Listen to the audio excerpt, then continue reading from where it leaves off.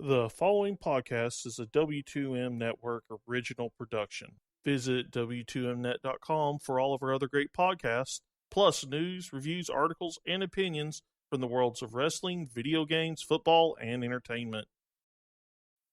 Let's go! What's that? It's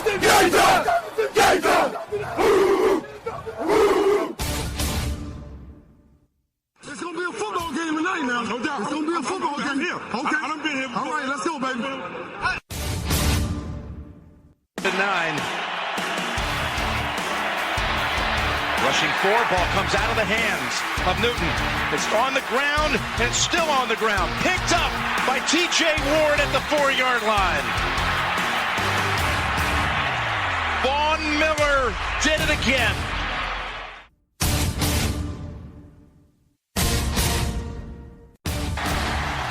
Alabama back on top of the college football world. Ladies and gentlemen, football to the max. Your host, Sean Garmer, Gary Vaughn, and Randy Isbell. Hello and welcome to another Football to the Max as we go through NFL Week 16. My God, it's 1 week left and we're talking about the playoffs. Yep, the playoffs. And of course we'll go through some more college bowl games, taking you through all the way to Friday evening. And then on the Thursday show we'll get into our college football playoff preview, since that'll be over on the weekend. But guys, how was your Christmas? Yeah, it was good, man. I really enjoyed it. We had a fun time at my in-laws' house. We kind of flip-flop how we do our holidays, and so this year was Christmas with the in-laws, and I had a blast. A lot of fun stuff, and it's just one of those, times that you get to sit down and relax. It's one of those things that's just the best part about Christmas. And my in-laws always believe in just relax and enjoy yourself. So that's what I did, man. I got some R&R in. Ready? Yeah, Christmas was fine until football started. And then his dreams were dashed by all these blowouts, right? Hey, Seattle lost, so that must be good for you. I was ready for baseball season. Whenever we get to that. Come on, you didn't enjoy that Denver game? I mean, with the Kansas City taking care of business, and you didn't like Pittsburgh with that last-minute, victory? I just don't care anymore. I care as much as my team cares right now. How about that? Yeah, I was going to say, because the Jets seem to not care hardly at all. It is what it is. I mean, those Christmas matchups were certainly interesting. You got what you expected from the Steelers and Ravens, I think, and then basically when the whole night was done, the AFC is pretty much all sewn up. It's just about getting your getting your positions marked, and then you'll know who's playing who. Some big injuries, obviously, to talk about as well, but I might as well start with the game that's most recent here. The Dallas Cowboys, it was close. It was tied at the half, 21-21, and then in the third quarter, they made some halftime adjustments, and the Cowboys took what was a meaningless game to them and blew it wide open, and the Lions could no longer keep pace. Randy was having this discussion with me on Messenger about, well, they should have sat Dak at halftime so they'd avoid the broken fibula syndrome that plagued Marcus Mariota and Derek Carr. But thankfully that didn't happen for Prescott. And Prescott says that he wants to play every game. He wants to play next week. So does Zeke as well. So does a lot of the starters from the team. Obviously, you only got 7 inactives. So you can't just sit there and not play everybody like you can in preseason. But Gary, how do you feel about that? Do you think that Dak and Zeke should play, or any of the regular guys, or are you sitting them against Philadelphia? What do you think? As of this evening, my original thought process was, you play Ezekiel Elliott up until you get to, I don't know, 100, what he needed to get halfway to the rushing record, which was 9 yards in this game. Didn't reach that. They cut him short pretty early, honestly. I think that, when they got after that second half, after he was thrown into the ground like he was, they pretty much said, nope, you're out of there. Sorry. After one body slam, you're done. And that kind of ruined the rest of the night for him. So, now in this upcoming game, I am very much on the front of playing in the first half. You got to keep these guys going. These young guys need that time. They need to feel like that they're still, going full steam ahead. And then in the second half, you pull them and, play your backups. And maybe the same with Dak, but then again, I mean, it's always that question of who's the backup quarterback. Is it Romo or is it Sanchez? If it's Sanchez, yeah, you bench Dak after the halftime of the Eagles game. If not, then you may play Dak all the way through. I just don't see a scenario where they're really going to put Romo in, especially with Tyron Smith's situation with him being injured. That spells disaster for a Tony Romo.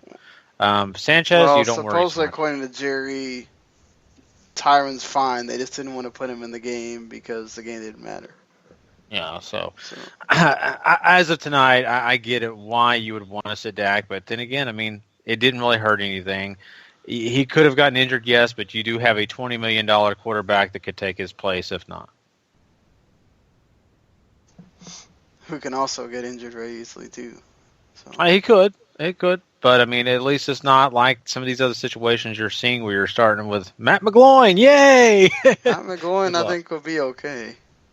Until he faces a good defense. And, yeah, we'll see. What do you think, Randy? Well, absolutely what I was thinking. This game is completely meaningless to Dallas. Yes, it was close at halftime, and Detroit is playing to clinch up a playoff spot and doing everything they can. So, sure, if you really want to go for that, go ahead. Put Dak out there in the second half like they did. They jumped out to a big lead and then just kept him in there. That's what did it. I was so confused. In the fourth quarter, you're up 21 points. You have Elliott standing on the sideline and Witten standing on the sideline and Des Bryant, and Dak Prescott is still out there. Why? All he's doing is turning around, handing it off. Now, you could make the argument, well, he's not going to get hurt just turning around, handing it off, but you never know. It's a lot safer over there on the sidelines with the rest of the starters who, in most of these cases, you're taking out anyways. So put Sanchez out there if you're so worried about Romo. We talked about this before. I wouldn't put Romo in there, period. Just throw Sanchez out there. He can hand it off. Who cares? And if some miraculous, crazy thing happened where Detroit came back and won, who cares? You're the number one seed. Nothing changes. Same thing here. I'm cool with you playing a half in Week 17 just to keep them going, and then just take them out. Sure, it's just to kind of make sure no injuries happen, but they can happen at any point. But there's just no point to it. You have everything sewn up. Just you're playing a team that doesn't care either, so it's not even like you're affecting the playoffs. Oh, I don't know what they're not going to care. This is a divisional team here. You're not affecting the playoffs. That is my point. I know, but you do have a team that's going to care because you've got people that are, they're going to get, if somebody goes and sacks the quarterback, they're going to get some extra money for that. You got guys that are fighting for their spots for next year, whatever. Look at what the Jets did and tell me that people care about a divisional game. This is the Jets. Don't put the Jets and their shitty quarterback situation on the Eagles, who have a quarterback that needs to get reps just like Dak, and he's going to want to go out there and win. He's a competitive guy. That team is going to want to go out there. quarterback situation is meaningless at this point as far as Week 17. Come Who on, cares? that team is quitting on Todd Bowles like there's no other. That's not the same thing here. I think it's a different deal than. It is. I have a different question. I mean, I think, everybody has their view on that, but I got the bigger question here, Randy, for you, and that is the question of, do you believe in momentum? Do you believe in that? Because there are some people... Okay, go ahead. Absolutely not. Absolutely not. Momentum changes in an instant. There is no such thing as momentum. Now, I will agree with you have a rookie quarterback, you have a rookie running back, sitting them for 2.5 weeks like I had suggested. Yes, that could affect things and get you off kilter a little bit. But the fact is, as far as momentum of, oh, hey, we beat Detroit, we beat Philadelphia, here we go, it doesn't matter. The next game is a whole week away. That momentum dies. Completely goes away before the next game. Like, I'm a huge baseball fan. I bring it up all the time. They play 162 games. Even if you win the first game, it doesn't matter the next day, let alone the next week. I mean, yes, you can go to bed happy because you won, but to Dallas, it means absolutely nothing to beat Philadelphia Week 17. Period. And honestly, you put Sanchez in there, they still could beat Philadelphia. Philadelphia started out great, and they've completely fallen apart. Now, yes, I'm not saying that Philadelphia is not going to try, but it means nothing. That game means absolutely nothing as far as the standings go and the seedings go and whatever. So there's no point in risking an injury when you don't have to.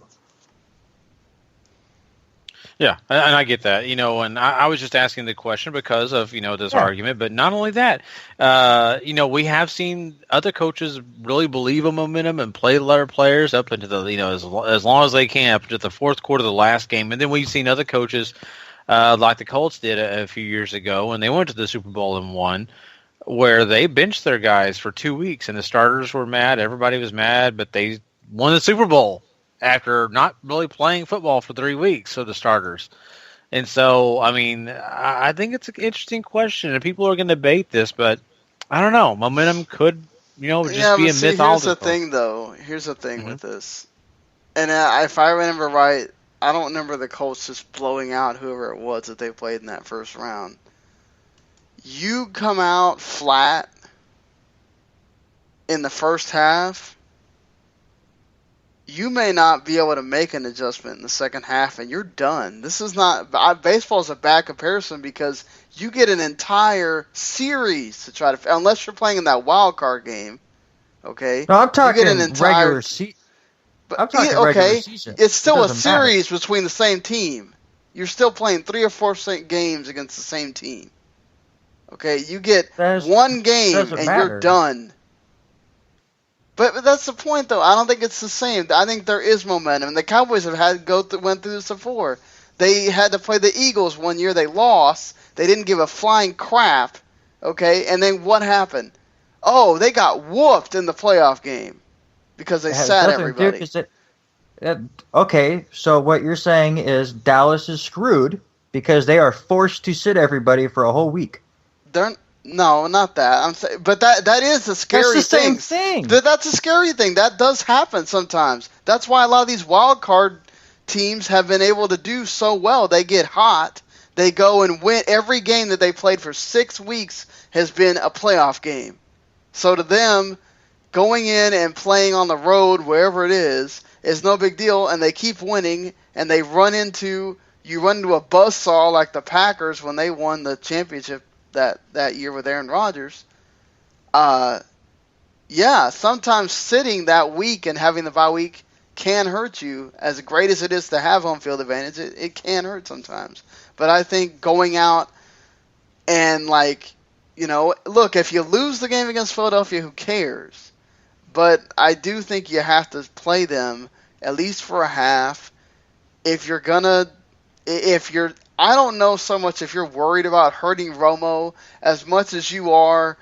You're going to, we talked about again, you're going to have those stupid people that are going to be like, oh my God, Romo looked great for a freaking half.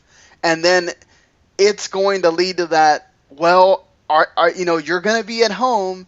If something happens, is there going to be a shorter leash on Dak because everybody saw Romo go out there and have this tremendous second half or whatever when the Eagles didn't care. But, I don't know what it is, whether it's injury or whether I think part of that is creeping in there. That they still have people talking about it all the time.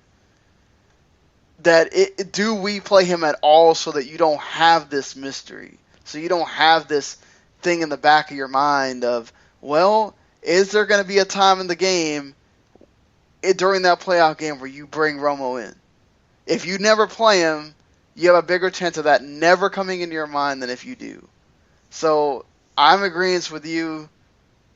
I do think Romo needs some reps, but the problem is, will the team at the end of the day make that decision? Who knows?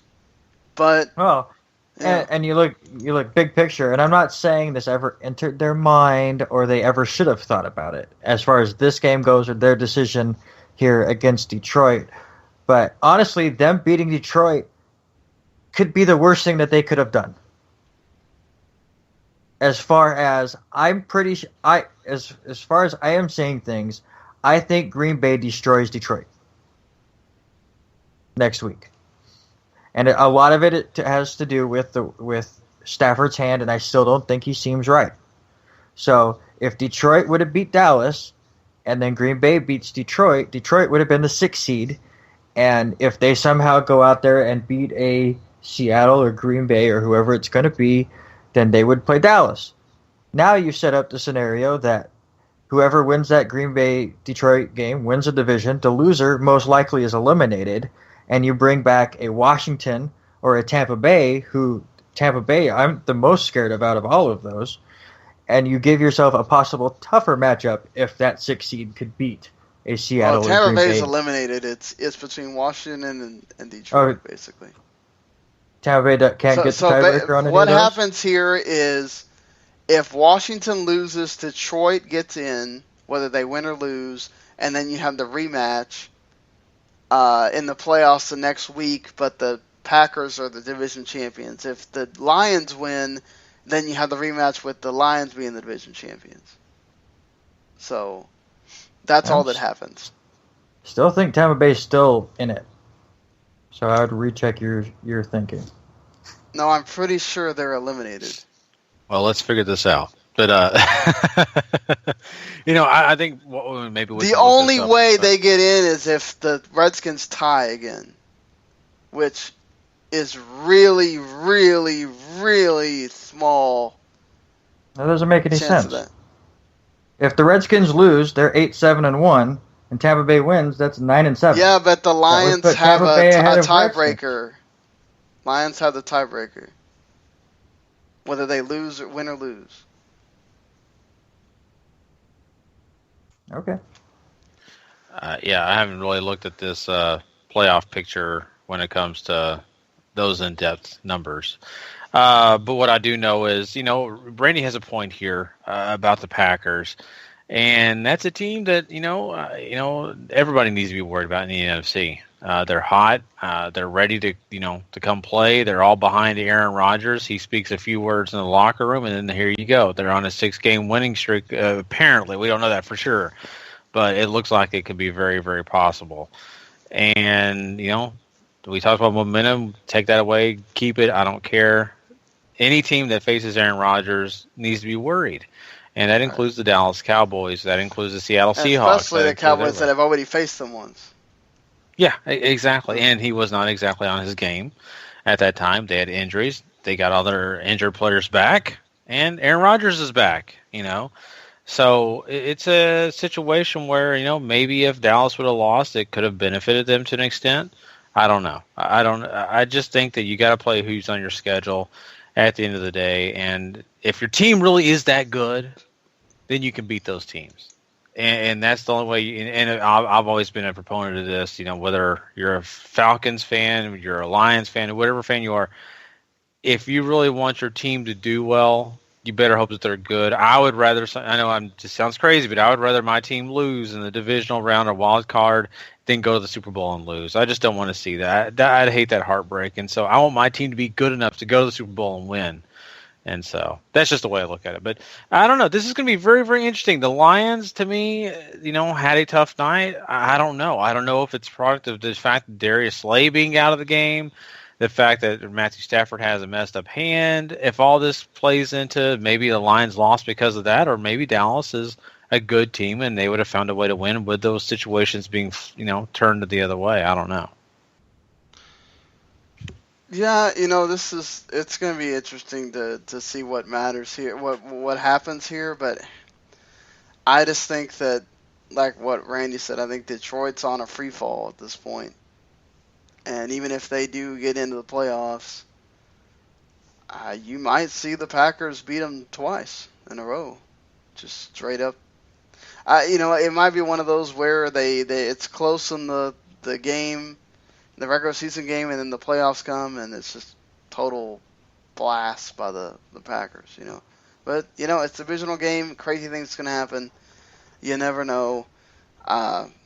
We will continue to sort of go through the playoff thing here as we go through the rest of this. I'm not going to, other than, because the Browns win was the first one of the season, I really don't feel like we need to talk about games that don't have anything to do with the playoff or had an impact at some point in the playoff, because it doesn't really matter at this point. And not to mention these games were played mostly on Saturday, and they're really old by now. So, that being said, Rex Ryan was more concerned about the timeout that he supposedly called or didn't call or whatever than he was about other things after the game was over. But Jay Ajayi, for the second time this season, goes for 200 on the Bills. Matt Moore didn't have the gaudy game he had last week, but he did fine. Tyrod Taylor went crazy with 3 touchdowns and 329 yards. Tyrod Taylor certainly came out with a point to prove that he wants to be the quarterback here next season. But the Bills fall short at home, and the Dolphins wound up securing themselves a playoff spot. If you're one of these teams, are you concerned about the Dolphins at all playing them in the playoffs?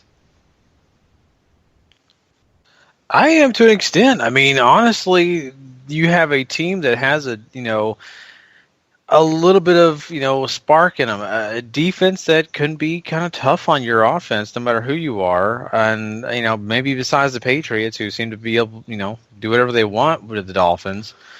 But, I mean, I look at this as a team that's, improved since week 1, and they're an exciting team. And I think that there should be some worry in your mind playing them. Now, are they the most difficult team? No. I mean, I think a lot of the times we give teams more credit. Maybe I'm giving the Dolphins more credit than they deserve. But I really think that, you can't go in and say, well, to the Dolphins, we'll beat them. No problem. No, that you should be worried.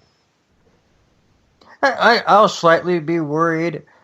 Matt Moore still doesn't scare me. Yes, he had a couple big plays against the Jets, and a lot of his numbers in this game were inflated due to some big plays. I went back and watched this one on Game Pass because I knew Rex Ryan was going to get brought up after our discussion last week. And the same with Jay Ajayi. He has that one big touchdown run. And for the most part, I mean, he racks up some yards here and there, but he got a lot of his yardage on that last drive in overtime where he broke a big play, and then I got a few more to help seal the deal when the game was basically over, because the defense at that point is exhausted. They've played basically 5 quarters. This one was concluded with like a minute left in overtime. Not to say that Ajayi had a bad game, but I do think his numbers were inflated a little bit. And that was this whole game. It was all about big plays. Sammy Watkins had a huge, deep touchdown pass where he made a ridiculous catch out of it. Tyrod Taylor did play pretty well compared to where I still don't think he's a starting quarterback in the NFL. But he played well here. And with Miami, I don't think they were the better team in this game. The problem is Buffalo can't tackle. And it seemed like every single touchdown that Miami got on this, in this game was off of a broken tackle that they then went to the house. I mean, the touchdown that Ajayi got early, he went the wrong way. He and Matt Moore ran into each other, and then somehow Ajayi was able to get around the defense. You saw a touchdown with Kenyon Drake where he ran into the middle of the line, saw nothing, did this ridiculous loop 10 yards backwards, and then there was open space. It was just a lot of broken plays killed Buffalo in this game, and give credit for Miami for making it happen, but I'd be slightly scared, but I would rather play a Miami team than a Kansas City team. Yeah, and I agree with that. Maybe it's just the Buffalo Bills, but man, they made them look like that they are a team that can find a way to do it, and probably is just a matchup here. I don't know. I look at them and say, you know, they're the team that you may not want to be facing in the fourth quarter if you're not playing well the entire game, because those big plays could happen to you. But you're right. I agree with you. Matt Moore is not very terrifying, so I definitely don't want to face a Kansas City. You know, I definitely don't want to be facing a Pittsburgh for sure, compared to Miami. I will say this. But remember they have beat Pittsburgh already. And not with Matt Moore. Not with Matt Moore, but it's not like Ryan Tannehill was the reason they were just, totally winning either. That was really more defense than anything in that game. But I will say, I give them a really good shot if they wind up in that 5 seed and play Houston. So, Matt Moore against Tom Savage, what a game! Can we just take a moment and look at the quarterbacks that we have in the AFC playoffs? Okay, Tom Savage, Matt Moore, Matt McGloin. Alex Smith, Tom Brady, and Ben Roethlisberger. It's 2 of them are playoff caliber. Alex Smith has always been a game manager, and I like Alex Smith, but it is sad that he is the 3rd best quarterback in the playoffs. It's going to be something, and it sucks because congratulations, New England, for being the AFC champions. Can we just get to February already, please? It's upsetting because the Oakland Raiders lose Derek Carr to broken fibula. What's funny is one of the last word, the guy that runs the last word, like Raiders Twitter, I think after their touchdown that like really put him ahead, he asked the question, "Do you sit Derek Carr at this point?" Everybody said no, and then look what happens. But I think he was one of the very few that would have said that, considering Derek Carr, his relative, he's not a veteran yet. You kind of want to keep piling on the points. This is the Colts; they can put up points quickly, and they did. Yeah, and they did. So the thing was, Matt McGloin actually made some key throws when needed. But I mean, can you do that for a whole game? That's a big question. If they can get this win against the Broncos team that is now eliminated, will they want to go out as Super Bowl champions for the last time and make sure they win and possibly get the Raiders all the way down to the 5th seed? That'll be interesting, because the Chiefs are playing the Chargers that can't figure out how to win at all. And then you've got the Patriots who are playing a Dolphins team that's going to be motivated because they're going to probably want to make sure that I'd rather play Houston than Pittsburgh if I'm the Dolphins. So you want to try to see if you can get into that 5th slot instead of being the 6th seed. So those are things that are going to be interesting for the Patriots, Dolphins, all that, how this is going to shake up. But, the Chiefs could potentially wind up as the number 1 seed, for all we know. And the Patriots, I think the lowest they can fall is the 2nd. Actually, no, the Chiefs can go as high as the 2nd seed. The Patriots can wind up in the number 1 or number 2 seed. Or the Chiefs could just stay at 5 if the Raiders somehow win. So This is going to be an interesting AFC playoff picture, how it finalizes. But a team that was fighting for that a playoff spot coming into that Saturday, the Tennessee Titans, they went down early to the Jaguars. And unfortunately, Marcus Mariota could not even try to complete the comeback because he went down and broke his fibula as well. And then the Jaguars just piled on after that, including a Blake Bortles touchdown where he actually caught a pass into the end zone. So this offense was much more dynamic than it had been in all those weeks with Gus Bradley at the helm. Interesting when you get an offensive coach in there, how much better the Jaguars play. See, this was the Jaguars I was waiting for.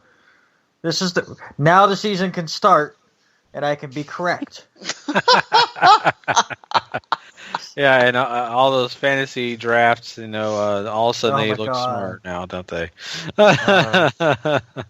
You just know all of the Allen Robinson owners watched this game, or probably let's be honest, they watched the highlights of this game and just threw everything. Like, really? Yep. Hey, now Allen Robinson shows up after doing absolutely nothing for so long. All right, listen. I said this in our preview that I was worried. I took Tennessee, but I was worried that the Jaguars would want to prove something, now that the coach was gone. Say, hey, this is the team we should be. Give us a coach that understands us and watch what we can do. And I think they did that. I mean, the defense played extremely well as well. It wasn't like, before Mariota went down that, the Tennessee offense was really able to do anything either. So, I honestly, I think Jacksonville played the better game, and it just sucks that, obviously, that Mariota goes down, but I think they get eliminated either way.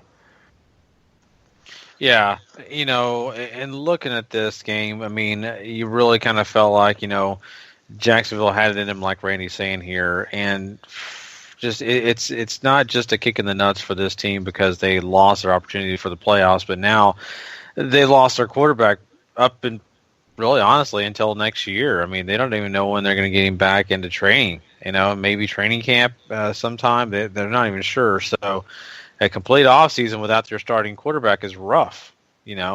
So this is tough, and I feel bad for the Titans. I feel terrible for Marcus Mariota because this guy has really proven that he can do this job and he can do it well. It's just, a sad story this year for him. Yeah, once again going down with injury at the worst possible time. Is there any way, I mean, obviously there's always a chance that another team that has a bit more cachet than the Jaguars comes and swoops up Tom Coughlin. But is there any way Doug Marrone, let's say they blow out the Colts or something for some reason, keeps the job? Honestly, I think if Tom Coughlin doesn't come in, I think Marrone should be the second in line. He understands the system. He understands the players. And if this is an example of what the Jaguars feel about playing under Marrone, then go for it. And listen, we all made fun of Marrone, for just running out of Buffalo. Well, look what they're doing to Rex Ryan. They bring in Rex Ryan 2 years later, even though he's doing an okay job. We're done. I think Marrone got out of there because he saw how just messed up the Buffalo front office is. He's a good head coach. So unless Tom Coughlin, will come into Jacksonville, I think Marrone should get the job.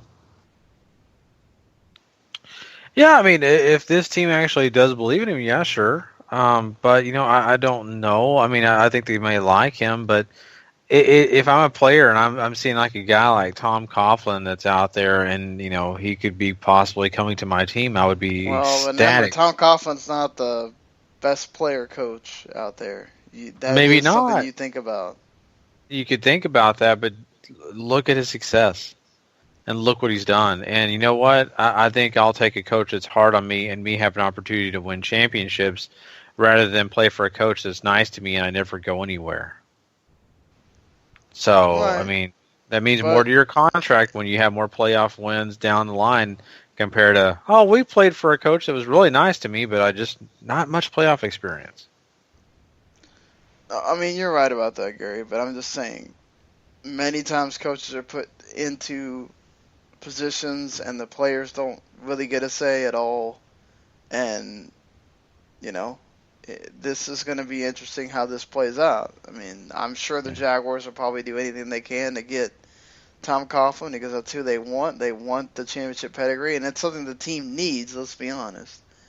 But if they don't get him, another team comes and gets Coughlin, which I don't know if there really is going to be that many teams going out there to get him. Would the Rams go after him? I don't know. I mean, the Rams were sort of in the same position. But I think the Rams go after a sexier head coach than Tom Coughlin. Yeah, I do think this might be one of those times where John Gruden finally gets out of that chair. He won't get out of that chair. Never, ever, ever. And might consider it this time. But I wish Coach Cowher would get out of his chair. No, for the exact same reason. Those two are making so much money that to do nothing. It's like they're gonna enjoy their family time and their relaxation time. I think the moment Gruden touched that chair and realized how cushy it was, he's never going back. Never, not at all. The same thing was supposed to do with Jimmy Johnson. Oh, he'll be on Fox for a little bit and then he'll come back. Nope. Same thing with Coach Billick. Yeah. Doesn't matter. I mean, they're done. And honestly, the one team that I think that can scoop in and take Tom Coughlin instead of Jacksonville is a team that I don't think should fire their head coach, and that's Buffalo. But I'm hearing rumors that Buffalo wants Coughlin. I think if the Colts fire Pagano, Coughlin going there wouldn't be a bad. I mean, going to be having Andrew Luck as your quarterback, I wouldn't turn that down. But you know, this is going to be interesting because I mean, Colts going 8-8 again was not something they were supposed to be doing. At some point, you got to sit there and go, look, you know, we've given you and this terrible GM all the rope we're going to give you. You know, do something different. But, yeah, I mean, moving forward here, the Patriots whooped the Jets. Move on. We don't need to talk about it. The Packers go up early on the Vikings, make it really difficult for them to have to come back. I mean, you know, there were some nice fantasy stats here for Sam Bradford and Adam Thielen, but the Packers just put this one away and are very, very close to completing the whole running the table. Yeah, you know what? Originally, I did pick the Vikings, and I picked the Vikings only because I really felt like maybe they had something they wanted to prove, and to prove that they were a good team still, and to prove to people that, hey, you know, we're not a laughing stock. You know, we've just had a few stumbles here and there, and it just happened to be that the Green Bay Packers just had more in them, and the Vikings just could not play catch-up after they got behind. It's just impossible with an offense that just it is not really built for that high-scoring type of game, whereas the Packers, hey, they can do it all day long if they need to. So, you know, you got to give it to the Packers. They've been super impressive. They found a way to win. They found a way to get healthier, and yeah, they look terrifying to some teams. I was going to ask you guys, who would you rather play in your first round of the playoffs, Seattle or Green Bay? I'm picking Seattle. I would love to play Seattle rather than Green Bay right now. Yeah, it's just surprising to say that because it probably would have been the exact opposite 2 months ago. Yep. Yeah, definitely. I would have loved to play Green Bay 2 months ago. I think I would play Seattle just because, you know, you can have Dak simulate a lot of the stuff that Russell Wilson does on offense. And, you know, their defense is what it is, but they're missing key players here, and that's going to show. I think at the most in the playoffs. You could try to hide it, but not having Earl Thomas there, not having some of the other guys there is going to show. Aaron Rodgers having all of his weapons and going nuts, that's something I don't want to deal with, especially because he's going to have revenge on his mind with the Cowboys going up there before and beating him.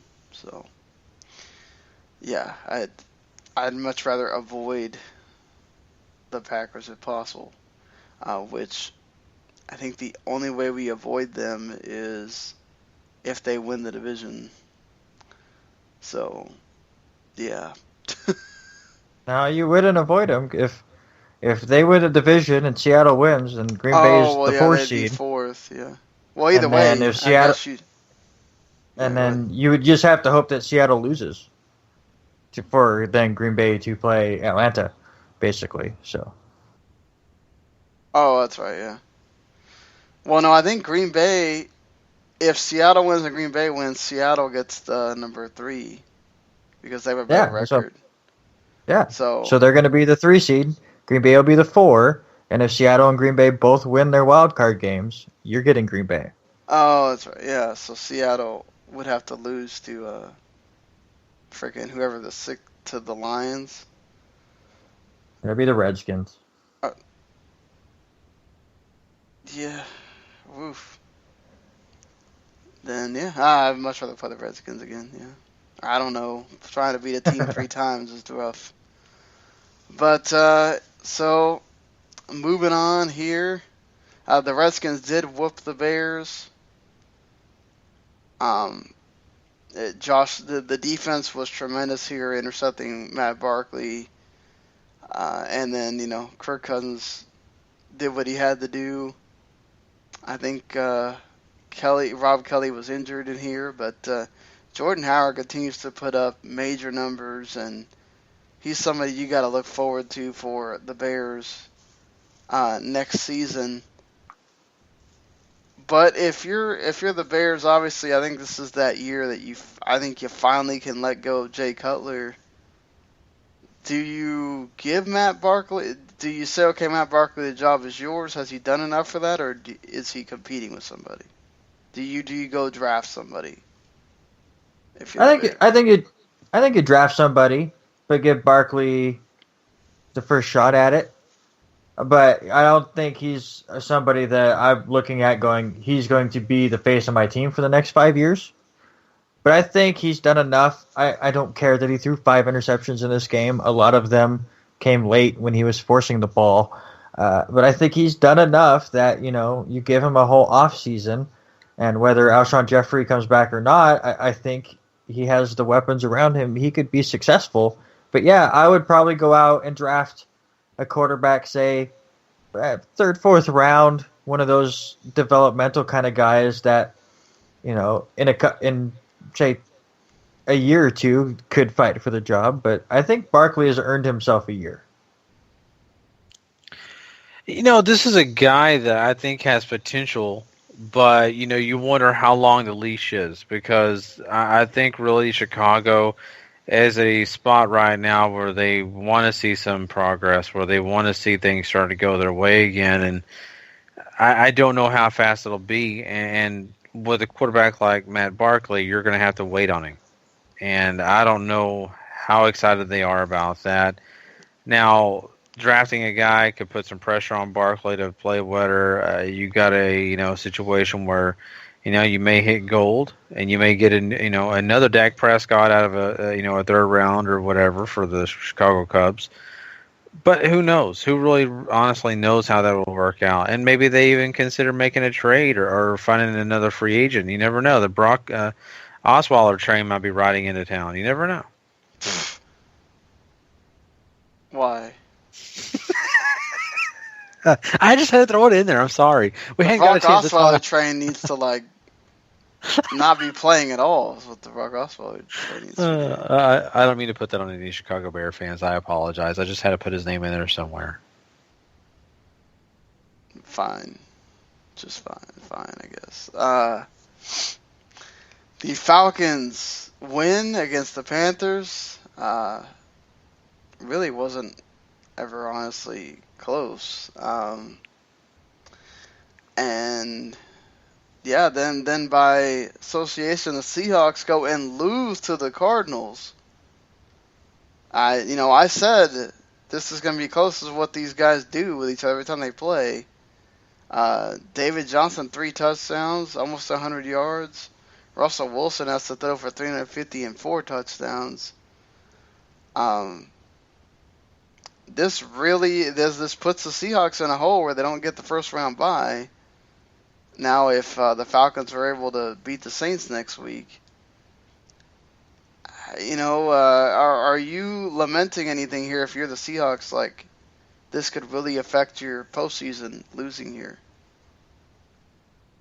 Yeah, absolutely. The first round bye is important. Yes, you bring up momentum and stuff all the time, but when you're as banged up as Seattle is, not only do you want that bye, you want a better chance of playing at home more often. Now, for the most part, you are set to, you'll host the first game, but you're guaranteed to go on the road in a divisional matchup. So it's tough, and to lose in the fashion that they did, where they stormed back in the second half and where it looked like they were going to get beat pretty easily, just to fall short on a late field goal is rough. And one of those goofy moments where it didn't mean anything, but to have Seattle go down and score a touchdown to tie and then miss the extra point, which just flashed you right back to that ridiculous overtime where nobody could make a kick, was pretty hilarious. But Arizona did go down and kick the field goal, so even if they made the extra point, they would have lost by 2 instead of 3. But if you're Seattle, you're definitely worried. You're banged up, things are not clicking, and now you've lost a chance to get an extra week of rest and lost a chance to host a divisional round matchup.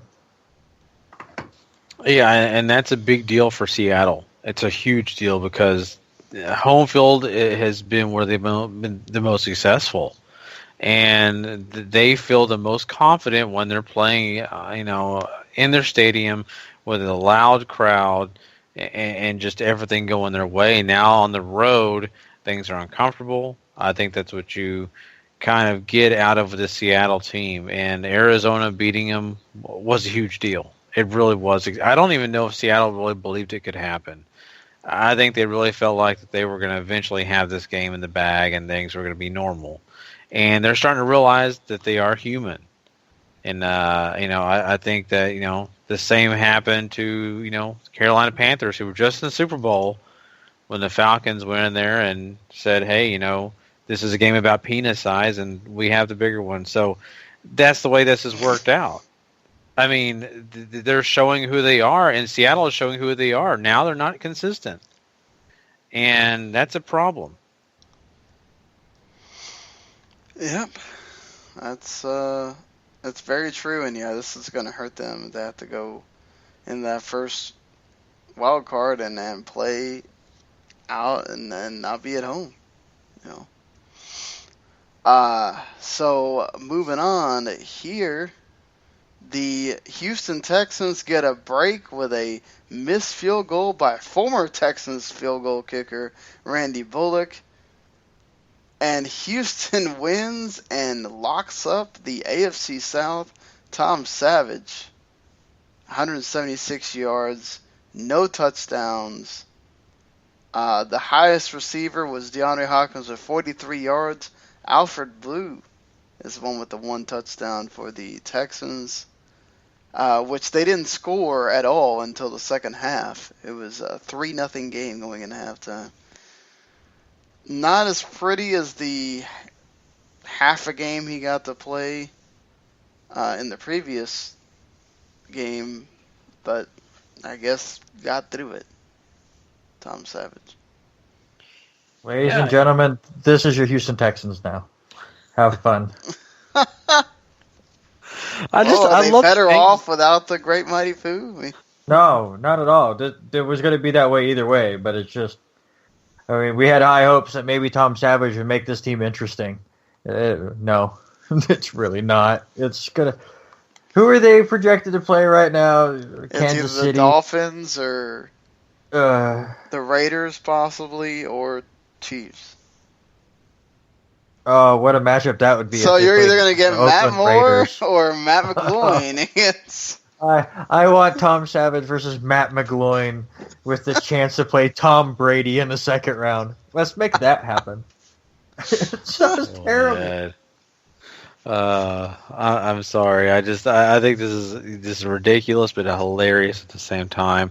And I also look at the fact that I love these names for the Texans. Savage, Tom Savage. I keep thinking of Fred Savage, and then you had Alfred Blue. I'm like, man, what if Alfred Blue would have ran for like 200 yards and 3 touchdowns? Would they have called that a Blue Christmas? So I just love these names for the Houston Texans. It's a blast. Oh my God. Well, at least the Texans are now in the playoffs. And was the last name Bullock? Did he speed past his opponent? Oh my God, Gary. Well, it is 5 o'clock in the morning over here. No, that is not an excuse. Not an excuse. This is the wrong podcast, Gary, for the bad jokes. Sorry, I just had to throw a few out there. Fair enough. Hey guys, the Cleveland Browns, thanks to 2 missed field goals. A blocked field goal and then a mixed field goal. Oh my God. The Browns win a game. And the Chargers just keep sucking. I'm sorry, Rochelle, but your Chargers Rochelle, I've been really nice all year, and I have been on your side. But Mike McCoy is out of here. Yeah, that, and you let a team led by RG3 beat you. Oh, that spells you're getting evicted. That's what it spells to me. You're getting evicted out of your city. They really are, and it's sad. And I know we're not going to talk about this other game, so I'm just going to throw this out here right now. How crazy was this, that the fact that Cleveland and San Francisco came into Week 16 with a combined 1 win, and they got a combined 2 wins in Week 16. Cleveland went, you know what, we're done. We want to win a game. We don't want the number 1 pick. San Francisco, here. You have the number 1 pick. We finally want to win a game. And the 49ers went, nah. You can have it. Go for it. We don't want it. Who wants the number 1 pick this year? It's just a mess. It's just ridiculous. But it was when a the fun Rams game to sucked watch. that bad, I mean. It was if you watched that game, more power to you. Because I didn't. I watched the ending because it was the only thing left. Well, the Rams scored 14 points and nobody scored again until the fourth quarter. We're not talking about that game, but the whole thing with Cleveland and just how the overreaction to their win was my favorite part. Like they acted like they had just won the division and were running onto the field. The crowd was going nuts. I loved all the memes that were just instantly showed up on Facebook. Like people made these things 2 months ago and were just waiting for them to finally get it. And it was awesome to see. I'm glad. I hated when the Lions went 0-16. I was hoping it wouldn't happen here. I do think that Cleveland has some nice pieces. It's just so many injuries have happened, and their quarterback situation. They've had 47 different people play the quarterback position. So I think they're going in the right step. I mean, they have 900 draft picks over the next few years. They've done the right things. They knew this year was going to be rough, so it's just really nice to finally see them get that W. Yeah, I'm glad too, honestly. And I joke about the whole quarterback situation just because my dislike of RG3. But honestly, the Cleveland Browns do have some great pieces. You're right, Randy. And I think that, this city's had to deal with this, and it's been a rough ride. And for them to finally get that win, they can at least say that they didn't go winless. They can at least say that they have, something in the future to look forward to is that, hey, we can win games. May have just been one last year. We can build on that. And then maybe next year we can be a surprise to everybody who's going to say that they don't believe that, that everybody's going to look at us next year as the easy win.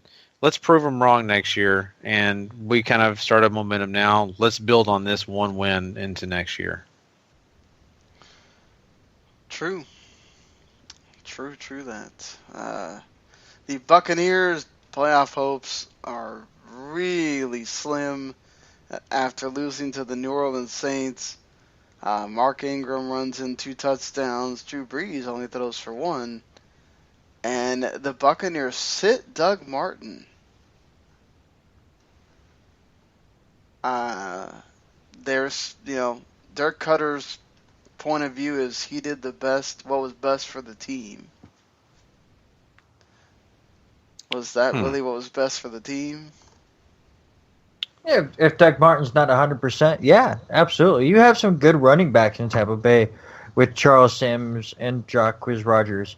If Doug Martin is not ready to go, he's had a ton of injuries, then yeah, I think you go with a different running back. I didn't think they were going to win this game anyways, and sitting Doug Martin I don't think was going to change that. I mean, the Saints are just a whole different kind of team. But they were right there the whole game. They played well. They gave it the best shot they could, but I don't think sitting Doug Martin was the reason they lost this game. Yeah, I don't think so either.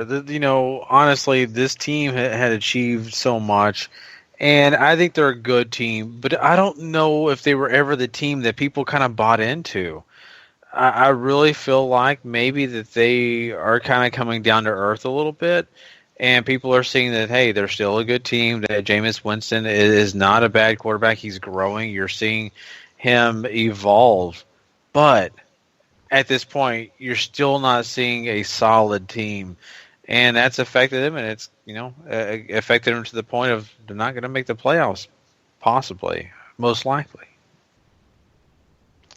Yeah, probably most likely. Sad for the Bucs. They had a nice year, but they faltered here in these last couple weeks, and it's really put a damper on what they can do as far as getting to those playoffs. But still got to give them a lot of credit for being in the mix, and something that a lot of people didn't think they were going to be.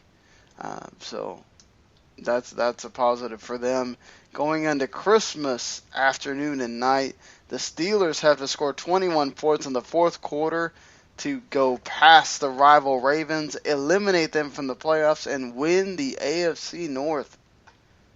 I was kind of sad because I wanted to come down to the final day, but Steelers win the division, and they've been much more consistent than the Ravens this year. Yeah, and the Ravens are a team that, defensively, you really thought that they could, match up well with the Steelers and maybe shut them down. And then they kind of had some struggles. And then you see this game, and really Big Ben put it on himself to really make sure they did what he always does right. Find a way to get some victories. And he found this victory, and it almost seemed too easy to an extent. But it did. It came down to the very end of this game. And, if you're Baltimore, I think you saw the writing on the wall because you've seen this writing all too often. I'm a little sad. I mean, obviously, as a fantasy owner, that Antonio Brown touchdown at the end clinched me getting a third place in one of my money leagues. So it definitely made a bad season turn okay. So I was happy about that. But I wanted to see what would have happened if he was just, half a yard short. No timeouts. Would they be able to get back up there, get another playoff before time ran out? It would have been a lot more dramatic than what we got. But that game was great. It was, another AFC North divisional game with the division on the line and hard hitting all the way through. And that fourth quarter, you couldn't have asked for anything better than that fourth quarter, really. No, you couldn't have. That was a freaking amazing fourth quarter, and both these teams, man, they always play. It's not going to just be this blowout game when they play each other. So you definitely got the money's worth on that Christmas afternoon. And then at night, you did get the blowout. The Chiefs smacked the Broncos in the mouth, and then after that, the Broncos couldn't do anything more than put up 10 points as the Chiefs absolutely blew away rival Broncos, eliminating them from the playoffs. And the Chiefs now have a chance to get a first-round bye if the Raiders lose and they win. And Tyreek Hill is ridiculous. Yeah, just slightly ridiculous, and he could be a huge difference maker come the playoff time. Listen, out of all of these teams, you take out New England in the AFC, mostly because these quarterbacks are going and down and stuff. We've already talked about how just awful the quarterback situation is for these AFC playoffs. But honestly, I think Kansas City is the most complete team left in the AFC playoffs outside of New England, and I do think that they're going to give them the toughest run for their money. And from defense to offense, and the dink and dunking of Alex Smith, plus the big playability of a Tyreek Hill, they're dangerous.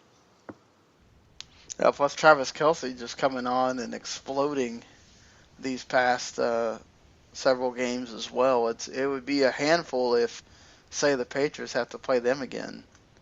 If the Chiefs, maybe they don't get that number 2 seed, and they wind up all the way down at the 5th seed or whatever, it definitely could be a problem. I know the Texans certainly don't want to play the Chiefs again because that's going to be another blowout central. But yeah, going to be interesting if the Chiefs go the same route as last year.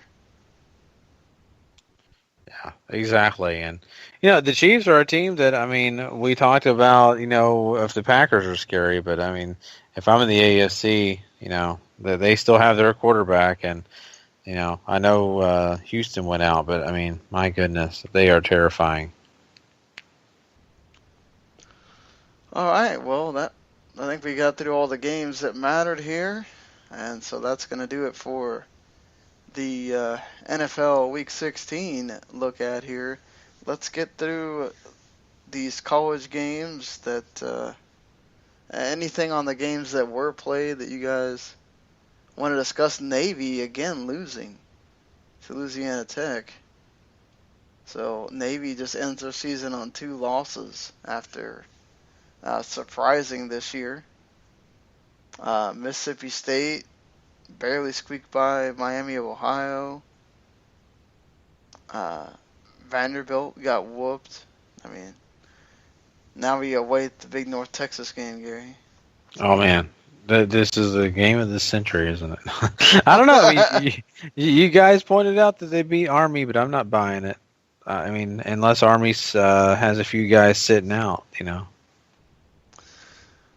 Well, let's get to these starting on Wednesday, where we start getting some of the more interesting matchups here.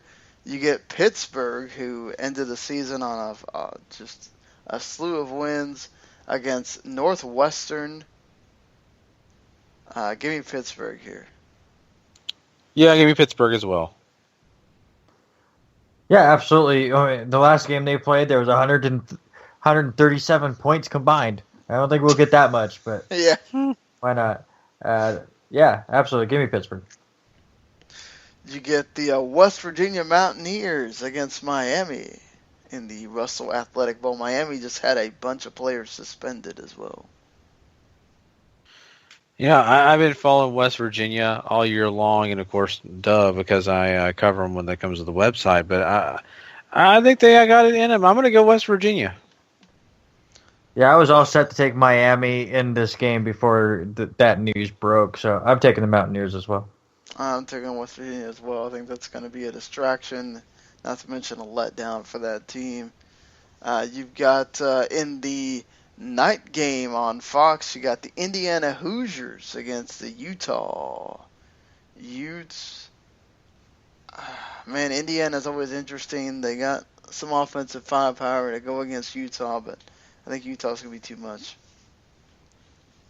Yeah, I think so too. I think Utah, they've had some success this year, and yeah, I think I'm going to go with them. Yeah, Utah definitely disappointing down the stretch, but I think they're a better team than the Hoosiers. I'm taking Utah. The one team that does play defense in the Big 12, the Kansas State Wildcats, taking on Texas A&M. Texas A&M has some revenge on their mind for not being very good at the end of the year. I think they win.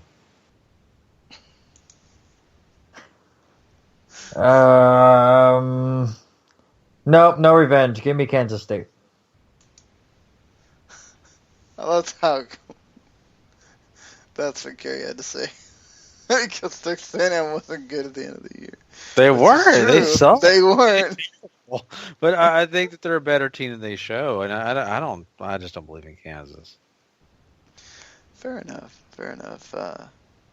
That is also the Texas Bowl played in Houston, so should be. Not even Houston either. So yeah, Miami will be at home basically in Orlando at Camping Bowl Stadium, so that is something to note there. Getting into the Thursday matchups, South Florida taking on South Carolina in the Birmingham Bowl in Birmingham, Alabama, of course. So not too far for either one of these teams. South Carolina kind of had an interesting last couple of games. They were playing better towards the end. I still think this is one of these teams, of course, South Florida, that lost their coach. So that's something to think about here as well. I think South Carolina is going to get this one.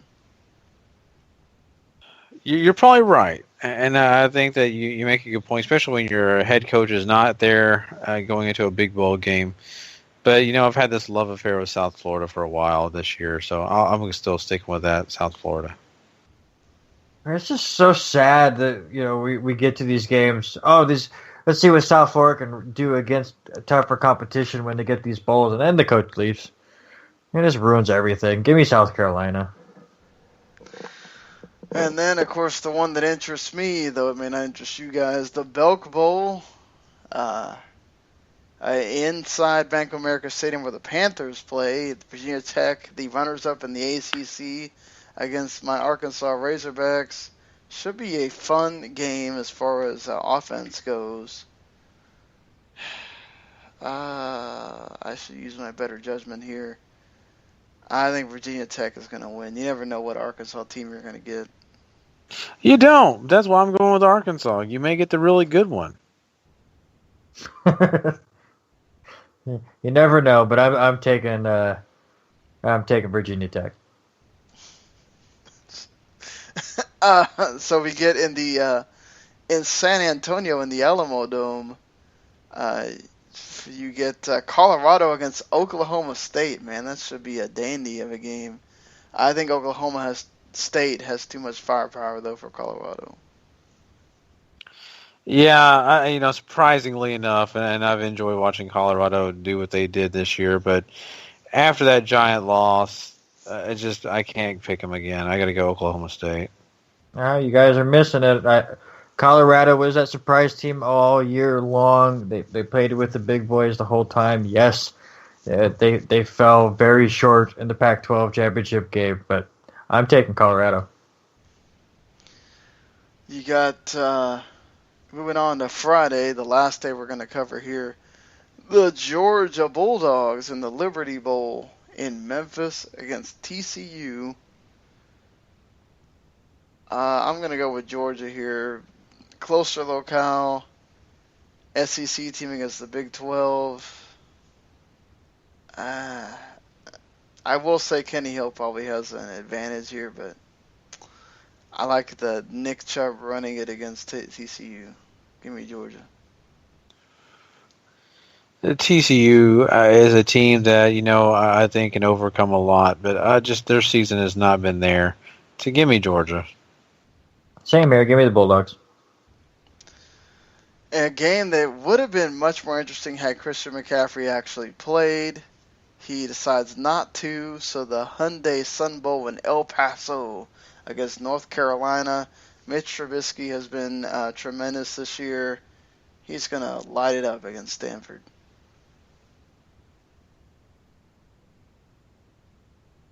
Silence is golden here for both of you.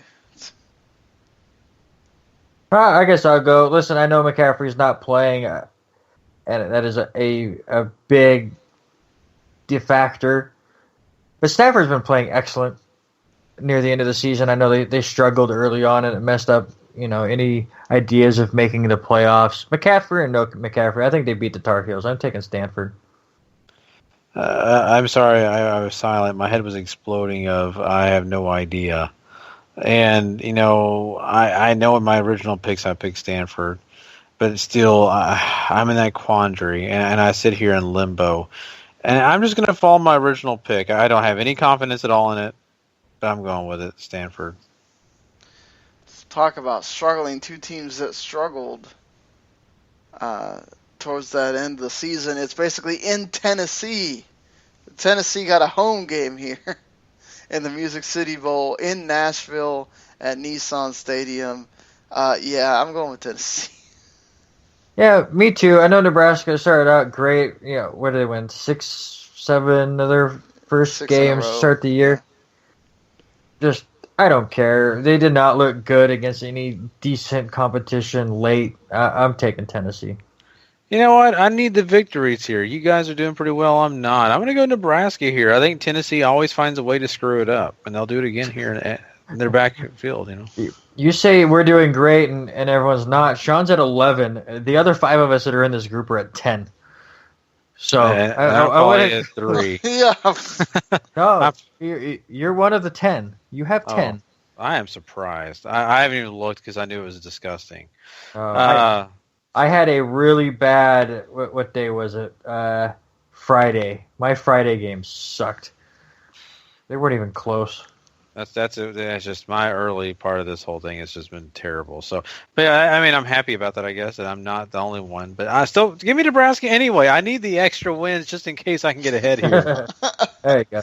So, Air Force at the Nova Home Loans Arizona Bowl in Tucson against South Alabama. South Alabama has been interesting this season, but I'm going to take me some Falcons. Give me South Alabama. South Alabama lost to Idaho. I know Idaho won their bowl game, but I don't care. Anyone that loses to Idaho, I can't pick. Give me Air Force. I don't know. Maybe I'll change my mind. But right now, as we sit here, I'm picking South Alabama. So the big bowl that we get to pick here before we get out of here, the Capital One Orange Bowl inside Hard Rock Stadium in Miami. Michigan taking on Florida State, who does not have to go very far to go to this game. That's going to be a factor. Probably a lot of Florida State fans coming in here. And you know what? I know Michigan has the defense, and I know people are saying, oh, look, 6th in the country, Michigan should do it, but can they stop Dalvin Cook? That's an interesting proposition. I don't think they can. DeAndre Francois is a handful himself. I'm going to pick Florida State here. It's an interesting one. Again, I like the points that you made. I'll also add in the point that we have to remember that these are young adults. How much are they going to really care about this game when they feel like they should be in the playoffs? I think with how close that game with Ohio State was, and I think the Wolverine players believe they should be in that Final Four. So how much should they prep? But just talent-wise, Michigan's too good. Jim Harbaugh, I think, can keep them focused and get the win. But honestly, it's one of those things that you really have to start taking note of with some of these bigger bowls, but not quite in the playoffs, is how much do they care? I mean, we've seen a lot of players decide just not to play in these and focus on the NFL. But I'm going to take Michigan, but I'm really curious to kind of see how this first quarter goes. This game's going to, I really feel like it's going to be fun. I think so. But at the end of the day, I think I'm with Randy. I think Michigan's just too talented. I really do. And I think Florida's got some great players, don't get me wrong. But I just think Michigan's got more of them. So. All right, fair enough. Okay, well, we're going to do these last 2 games so that when we come back, all we got to do is the playoff and then the games that happen on the days after the playoff. Georgia Tech taking on Kentucky in the Tax Slayer Bowl in Jacksonville. I'm going to take Kentucky just for the hell of it. I just love some of the stupid names for these things. We've run out of names for bowl games. Listen, Georgia Tech, I always like in bowl games. I wasn't expecting to do these, so I didn't look a lot of stuff up. But their offense is just so unorthodox that when it comes to these bowl games for teams that aren't used to seeing them, it's always difficult for them. So I'm taking Georgia Tech. Yeah, I mean, just looking at this whole situation, I at first wanted to pick Kentucky, and I got to go Georgia Tech. I don't know why, but it's a gut feeling. All right, and the final game we're going to pick here, this will be the final one, I promise. The LSU Tigers with no Leonard Fournette, but his backup is actually pretty good. He had to play when Fournette wouldn't, and he's or couldn't. Sorry, I shouldn't say wouldn't. He just wouldn't play in this game particularly against Louisville and Lamar Jackson in the Buffalo Wild Wings Citrus Bowl, also in Orlando. I'm going to pick Louisville here, but this is one of those where I think it could go either way. But I think Lamar Jackson could put up some points in this one. I'm going to take Louisville as well, just for the fact that I had LSU winning the national championship, and they've just been a big disappointment. I was hoping that they could find a quarterback. That completely failed, and their whole season's kind of been a mess with it. So I'm going to take the Cardinals. Yeah, I think I got to go with the Cardinals as well. I think Louisville is going to be ready to come in, and I think like we talked about Michigan, Louisville wants to prove that they deserve to be in the upper echelon. All right, so we'll just have the playoffs to talk about on the Thursday night, Friday morning show, and the January 2nd bowls. And then we'll be done with college, finally, for the season. But, yeah, that's going to do it for us here on this one today. Hopefully you enjoyed it. Go subscribe on iTunes, Stitcher, wherever. Subscribe to that whole WTM network to get the rest of our great podcasts that we do.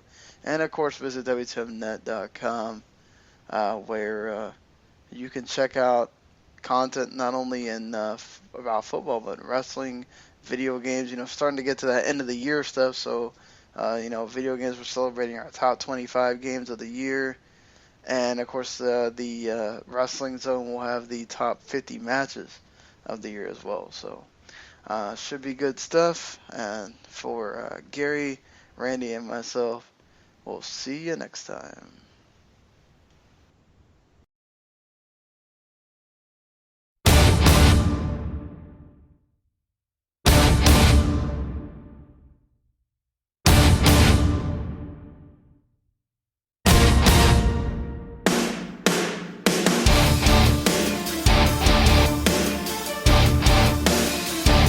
The following podcast is a W2M Network original production. Visit W2Mnet.com for all of our other great podcasts, plus news, reviews, articles, and opinions from the worlds of wrestling, video games, football, and entertainment.